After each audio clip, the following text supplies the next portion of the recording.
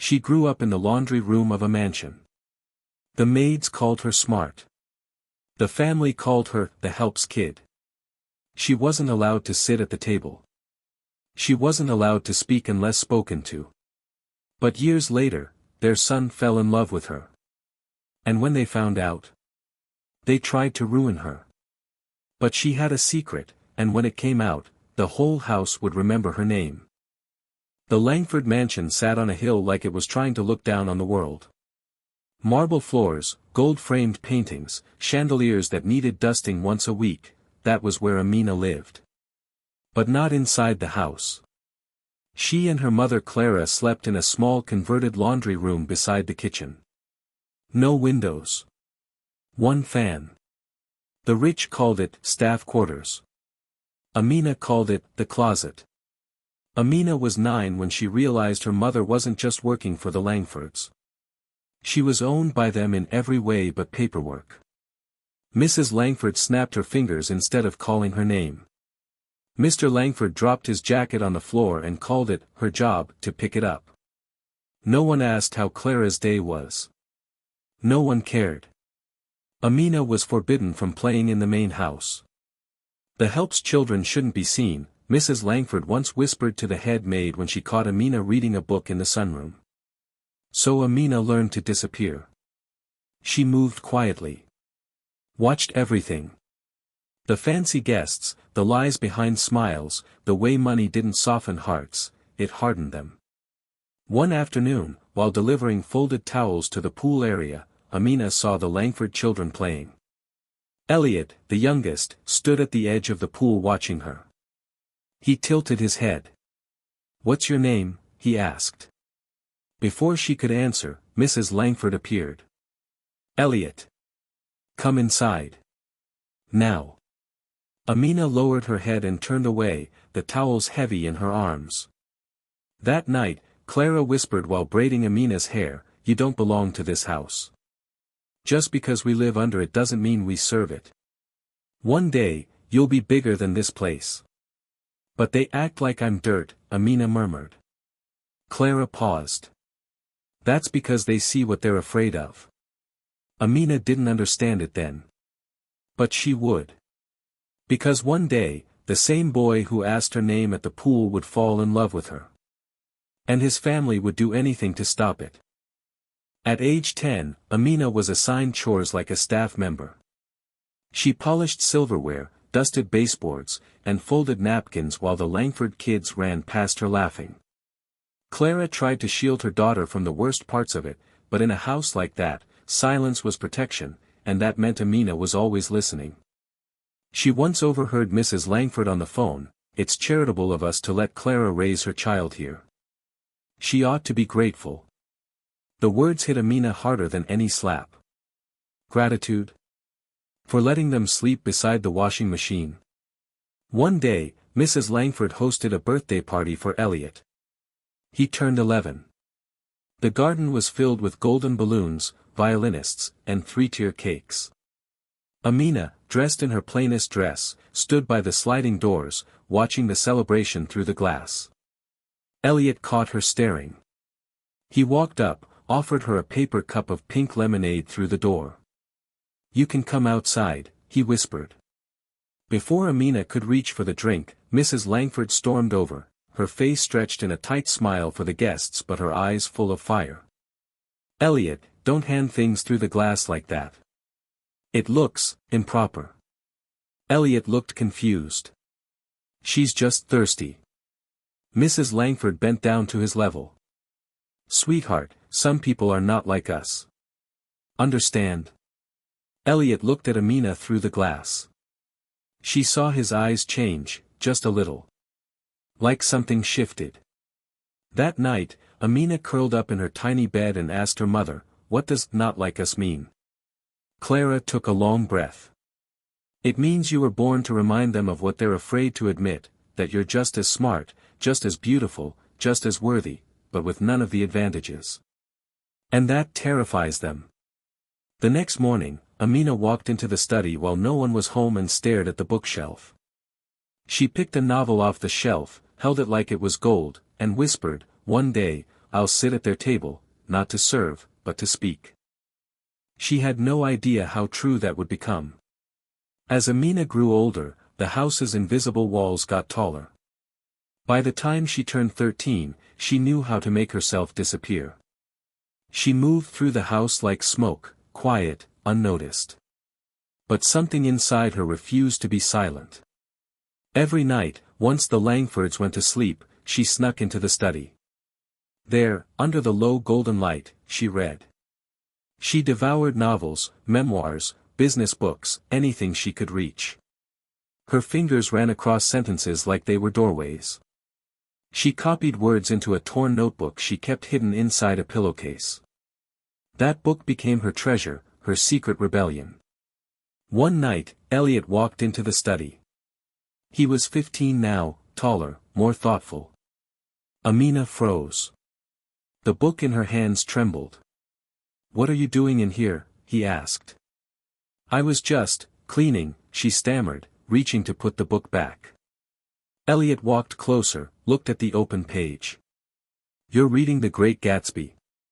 Amina held her breath. He sat down across from her. "That's my favorite book," he said. "What do you think of it?" Amina blinked. "I think Gatsby wasn't chasing love. He was chasing a life he thought he could never deserve." Elliot stared at her. "That's really smart." Amina lowered her eyes. "I'm not supposed to be in here." Elliot leaned forward. "Who says?" She didn't answer. From that night on, Elliot started leaving books on the edge of the couch with little notes. "Try this one. You'll like this character. Let me know what you think." He never told anyone. It was their secret. But secrets in that house didn't stay hidden long. One morning, Mrs. Langford found Amina's notebook while changing the bedding in the staff quarters. She opened it and saw notes about economics, literature, and dreams, pages filled with ambition. When Clara returned from grocery shopping, Mrs. Langford stood in the doorway, holding the notebook like a piece of filth. "Your daughter's getting ideas," she said flatly. "That's dangerous." Clara took the notebook without a word. But her eyes met Amina's that night with a fire that hadn't burned in years. "You keep going," she whispered. "Let them feel afraid." Amina smiled quietly. The mansion was trying to silence her. But every word she read made her louder. By 16, Amina had grown into a quiet beauty, the kind that made people pause, then pretend they hadn't. Her skin glowed like polished bronze. Her posture, always straight. Her eyes, observant and unafraid. She had learned to carry herself like someone worth looking at, even when the world looked through her. One summer, the Langfords hosted a garden party for investors. Amina was assigned to serve hors d'oeuvres with the other house staff. She wore the uniform, black slacks, white shirt, hair tied back. The guests were sharp-dressed and louder than usual. The kind of people who talked about charity while sipping champagne worth more than Clara's annual pay. Elliot, now 17, walked the party like a ghost in his own life. He didn't smile much anymore. He was polite, yes, but distant. Something had shifted in him. Amina noticed it in his eyes, less boy, more man. And every time their eyes met, it lingered just a second too long. As Amina offered a tray of wine glasses to a group of women, one of them waved her off. "Not that one," she said. "Don't take anything from the help directly. You never know what ends up in your glass." They laughed. Amina smiled tightly and walked away, her spine stiff. She placed the tray down in the kitchen and gripped the edge of the counter to stop her hands from shaking. Just then, Elliot stepped in. "You okay?" Amina turned away.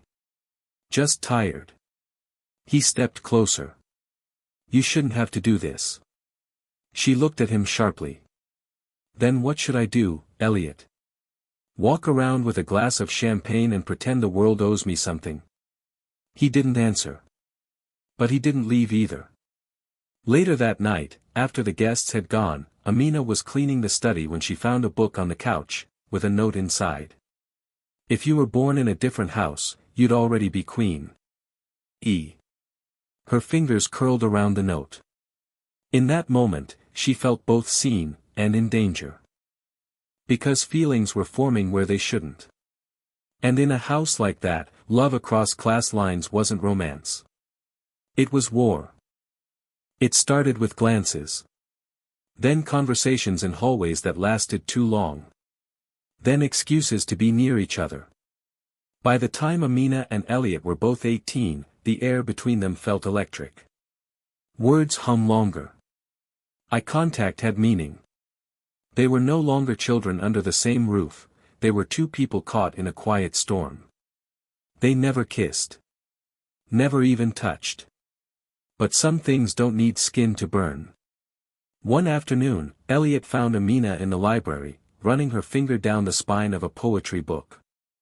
"I've never met anyone like you," he said softly. Amina didn't look at him. "That's because you don't really know me." He smiled. "I'm trying to." She turned to face him. "You still live in a world that thinks girls like me serve tea, not ideas." "Not me," he said. She held his gaze. "Then prove it." That night, Elliot asked his mother if Amina could attend his college send-off dinner. "She's lived here longer than most of my cousins," he argued. "She's family." Mrs. Langford stiffened. "She's the help, Elliot. Not family. Don't confuse manners with membership." "But she's smart." She's not coming," she snapped. The next evening, Amina stayed in the kitchen, folding napkins for the event she wasn't allowed to attend. Clara sat beside her, rubbing her sore feet. "You know you can't love him, right?" Clara said quietly. Amina folded the last napkin, slowly. "Why not?" Clara turned to her daughter. "Because girls like us don't end up in their stories. We get cut out in the first chapter." Amina didn't argue. But the next morning, she slipped a letter under Elliot's bedroom door. It was short. Just one sentence. "I see you. But you don't see the war you're walking into." She left it and signed. She didn't need to. Because Elliot would recognize her handwriting anywhere. Elliot left for college that fall, but the letter never left him. He wrote Amina every month. At first it was friendly, about classes, professors, books she'd like. Then it became something more. Deeper. Riskier. He started calling her A, and ended his letters with words he couldn't say out loud at home. Amina wrote back. She used fake names and hidden return addresses. Clara warned her, "You're playing with fire." But Amina didn't care. For once, someone saw her beyond the uniform. Not as the help's child. Not as a shadow. But as a woman. After 2 years, Elliot came home for a holiday visit. He looked different, broader shoulders, quieter eyes. At the welcome-back dinner, Amina served tea in silence. But Elliot's eyes followed her like she was the only person in the room. Later that night, he found her in the laundry room folding linens. "Let's go somewhere." "Just for an hour," he said. She stared at him. "Where?" "Anywhere that's not here." They drove in silence. Ended up parked by a lake outside town. He told her he'd been seeing someone casually, but that it meant nothing. "I never stopped thinking about you," he said. Amina whispered, "You can think about me. But you don't have to carry what comes with me." He looked at her, voice trembling. "I want to." Back at the mansion, Mrs. Langford watched from her bedroom window as Elliot's car pulled into the driveway. She saw Amina step out of the passenger seat. Saw Elliot touch her arm before she disappeared into the back entrance. The next morning, Clara was called upstairs. She returned pale. "They said you're to stay out of sight when Elliot's home," she said quietly. "And if they ever catch you with him again." She didn't finish the sentence. But Amina already knew. She wasn't good enough to love in daylight. Only in shadows. But what the Langfords didn't realize is that the girl they treated like a stain on their carpet. One day, she would be the only one left with the keys to their kingdom. 2 more years passed. Amina was now 22, studying online courses, working 2 jobs, and still living in the quarters her mother once called the closet. Clara had moved out after retirement, but Amina stayed behind, saving, waiting, building quietly in the shadows. She hadn't seen Elliot in nearly a year. But the letters never stopped. Then one morning, a gold envelope slid beneath her door. Thick paper, rich ink. The kind of envelope that wasn't meant for her. It was an invitation. Langford Family Gala. Celebrating Elliot's business launch. Formal attire required. Amina stared at it for a long time. She knew she hadn't been meant to receive it. It had likely been dropped by accident. Maybe left with the mail for the other staff. But that night, she put on her mother's old pearl earrings and borrowed a black dress from a friend. Simple. Elegant. Unapologetic. She walked through the front entrance for the first time in her life. The guests paused. Some stared. Some whispered. Mrs. Langford looked like she had seen a ghost. Amina moved like someone who belonged, because she did. She accepted a glass of champagne from the same butler who once ignored her presence. And then Elliot saw her. He froze mid-conversation, stunned. She smiled softly. Later, he found her near the staircase, away from the crowd. "I didn't think you'd come," he said. "I don't think anyone thought I would," she replied. He laughed nervously. "My mom's probably having a heart attack." Amina tilted her head. "Let her." Elliot leaned closer. "I meant what I said, in every letter. And I don't care what they think." Before Amina could respond, Mrs. Langford appeared behind them, her voice low but sharp. "Elliot. A word. Now." He looked at Amina, torn. "I'll wait," she said. But he didn't come back that night. She waited by the garden doors until the party ended, until the lights dimmed and the music stopped. Only silence remained. And Amina understood something clearly for the first time. Loving her in private was easy. But standing beside her in public? That was a battle Elliot still hadn't decided to fight. A week passed after the gala. No calls. No letters.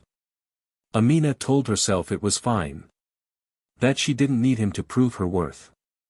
But the silence echoed louder than any insult ever had. Then one morning, Clara called. Her voice was low. "Careful. You might want to come by the house," she said. "I just heard something, and you won't like it."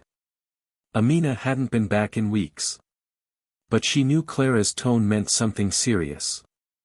When she arrived, Clara slid an envelope across the table. It was a printed email, forwarded by a former staff member who still worked for the Langfords. It was from Mrs. Langford. To her family lawyer. Subject: Preemptive protection. If Elliot continues entertaining the maid's daughter, we must be ready. I want full background on the girl, financials, school, parents. Anything that can be used to protect our family name should this foolishness escalate. Amina's hand trembled as she read. They hadn't just disapproved. They had planned to destroy her. All while pretending to smile. Clara touched her hand. "Now you see what I've tried to protect you from. These people, they will shake your hand with one and bury you with the other." Amina stood slowly. Something inside her shifted, snapped, even. That evening, she emailed Elliot. Just one line. "Your mother did a background check on me. Now let's see how well she knows her own family." She didn't wait for his reply. Instead, she started pulling documents. Because Amina knew things now, things she'd learned over years of listening, of reading, of watching how the Langfords did business. And buried beneath the gold leaf and etiquette was something rotten. A tax scheme. An off-the-record account. A falsified loan taken out in the name of a deceased uncle. All logged. All traceable. The Langfords had been hiding behind class and charity. But they were vulnerable. And now, so was their reputation. Amina no longer wanted revenge. She wanted exposure. And she was no longer afraid to shine. 3 days later, Amina walked back into the Langford mansion, not through the side door, but the front. This time, she wasn't delivering towels or serving drinks. She was delivering truth. Mrs. Langford was seated in the drawing room, sipping tea with 2 society women. Their conversation stopped the moment Amina entered. "Well," Mrs. Langford said, voice frosty. "Back to folding sheets?" "No," Amina replied. "But you may want to start shredding documents." The room fell silent. Amina stepped forward, placing a neatly bound folder on the coffee table. Inside, printed screenshots, flagged spreadsheets, and old email records tied to offshore banking under Langford Holdings. The color drained from Mrs. Langford's face. "I know what you've been hiding," Amina said calmly. "And I've sent copies to 2 attorneys, just in case anything ever happens to me." "You little." "Careful," Amina cut in. "You're not as powerful as you used to be. And I'm not as small as you hoped I'd stay." One of the society women stood. "Perhaps we should go." "No," Mrs. Langford snapped. But she couldn't meet Amina's eyes. Amina turned to leave, but paused at the door. "I don't want your money. I don't want your apology. I just want you to remember this moment the next time you think a maid's daughter doesn't belong at your table." She walked out, shoulders tall. Later that night, Elliot finally responded to her message. He asked to meet. They sat on opposite sides of a quiet cafe. "I didn't know what my mother had done," he said. Amina said nothing. "I should have stood up for you," he added. "I wanted to, but I was scared." She looked at him, not with anger, but something colder. "And I'm done waiting on scared men." Elliot reached across the table. "I still love you." She pulled her hand away. "Then you'll have to prove it in the daylight. Because I've spent enough of my life being hidden." She stood. Walked out into the night. And for the first time, didn't look back. 2 weeks passed. Amina didn't hear from Elliot again. Not a text. Not a call. Not a letter. And she was okay with that, mostly. She poured her focus into applying for business grants. She began building a mentorship program for young women from working-class homes, calling it the Daughters Project. Her inbox filled with interest. Her story, leaked anonymously online, started circulating. People whispered, the maid's daughter stood up to the Langfords. Some called her bold. Others called her dangerous. But she didn't care. She had already been called worse. Then, one afternoon, Clara called again. "Turn on the TV," she said. Amina did. And there he was, Elliot Langford, sitting across from a well-known talk show host. "I know this is difficult," the host said gently. "But why now? Why speak out publicly?" Elliot took a breath. "Because for too long, I stayed silent while my family kept its hands clean. They treated people like tools. Decorations. Especially the help. And I was too comfortable to challenge it." He looked into the camera. "And there's someone I love who grew up in that house, invisible, while I pretended not to see her. I don't want to be that person anymore." The host leaned in. "You mean Amina?" He nodded. "She changed everything I believe about power, about love, about courage. She didn't ask me to speak up. She didn't need me to. But I'm doing it anyway." Amina stared at the screen, heart thudding. Elliot continued, "I'm not trying to erase the past. I'm just saying. I want to be part of a future where someone like Amina doesn't have to fight this hard just to be respected." That evening, there was a knock at Amina's door. Elliot stood there, not with flowers, but with a folder of papers. "What's this?" she asked. "I sold my shares in Langford Holdings," he said. "I don't want a future that's built on someone else's silence." She opened the folder. Inside was a check with her name on it, made out as a donation to the daughter's project. "You're not trying to buy me?" she asked, wary. "No," he said. "I'm just, finally listening." She looked at him for a long moment. Then opened the door wider. 3 months later, Amina returned to the Langford estate, not through a side door, not as a guest, and not with fear. She returned as a speaker. Elliot had organized a private scholarship dinner in honor of Clara, inviting donors and guests to support working-class women pursuing higher education. It was held in the same dining hall where Amina had once been told she didn't belong. Now she stood at the head of the table. Clara was seated beside her, wearing a dark blue dress and teary eyes. Amina took the podium with calm grace and looked around the room. Every seat was filled. "My name is Amina," she began. "I used to clean these floors. I used to hear laughter from this room through a wall I wasn't allowed to cross." She paused, the silence respectful. "I used to believe I had to wait for someone to invite me to the table. Then I realized I could build my own." The crowd applauded gently. She smiled. "But tonight, I sit here not to boast. I sit here because a woman named Clara taught me how to stand with dignity. Because a boy who once looked at me like a secret learned how to speak with truth. Because silence didn't keep me safe, it kept me small." Clara squeezed her hand. After the speech, Elliot stood to give his own. But this time, he didn't talk about business or wealth. He simply turned to Amina, handed her a small box, and said, "I grew up in a house full of rules. But loving you made me break all of them, and I've never been freer." Inside the box was a ring. There was no dramatic kneeling. No forced performance. Just a question whispered between two people who had survived each other's silence. Amina didn't answer out loud. She just nodded, and slipped the ring on herself.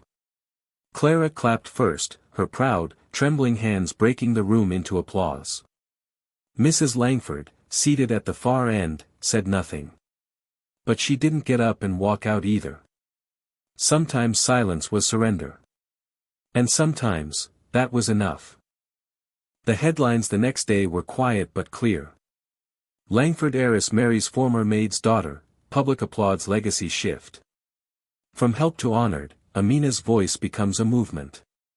But Amina didn't care about the headlines.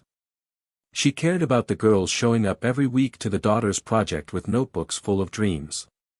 About the mothers wiping tears as they watched their daughters stand behind podiums instead of laundry baskets. She cared about the new wing being built in Clara's name at the local community college.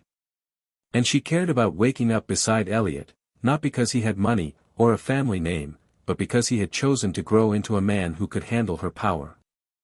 Mrs. Langford never gave a speech at the wedding. She sat silently in the front row, her lips pressed into a line, her eyes distant. But when Amina walked down the aisle in a gown she chose herself, carrying a bouquet made from linen strips of her mother's old uniforms, even Mrs. Langford blinked away a tear. Because deep down, even she knew. Amina had become everything they tried to keep her from.